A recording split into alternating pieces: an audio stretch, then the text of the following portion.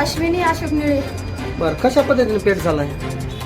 मी दळणं दळू लागली आणि लेकरू आतमध्ये मोबाईल बघतात, पाणी प्यायला गेलं तर मला मम्मी मधामध्ये जाळ लागलाय मला, म्हणून मी उठून बघायला गेले तर खूपच मोठा जाळ लागलेला होता. बरं, कशामुळे जाळ कशामुळे पेटला गेला असं काय वाटतं? ती फ्रीज नसतं काहीतरी व्हायरलच हे झालं म्हणून.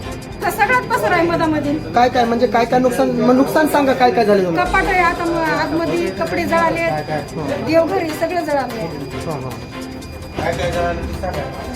चल, कोण मदत कोणी होतं का? कोणीच नव्हतं, आम्ही तिघी जण बाहेरच. बरं, काय जीवितहानी वगैरे काही कुणाला जाळतो काय झालं? नाही. चालेल. आज आपण या ठिकाणी आज इजवलेली आहे. कशा पद्धतीचं या ठिकाणी जाळ पकडला आणि त्यानं घरी जात असताना आगीचा गोळा निर्माण झाला.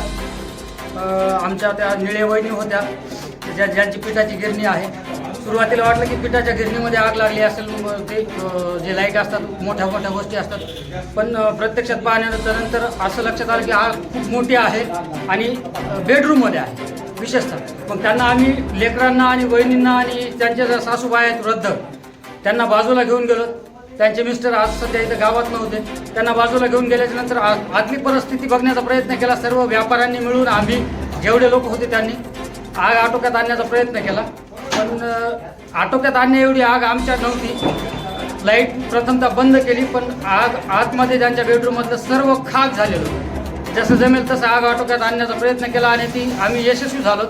कुटुंबाला वाचवण्यात आम्ही यशस्वी झालो, याचं समाधान आहे. पण त्यांचं जे संसारोपयोगी साहित्य आहे ते अखेरचा सर्व जळून खाक झालेला आहे आज ह्या घडीला.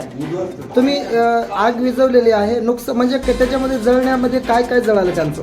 जवळपास फ्रीजमुळे काहीतरी आग पेटली असं प्रथमतः आमच्या सर्वसामान्य नागरिकांना असं निदर्शनास येतं की फ्रीजचं काहीतरी झालं असेल. त्यातले आपण तज्ज्ञ नाही आहे, पण फ्रीजमुळे झालेली असेल आग.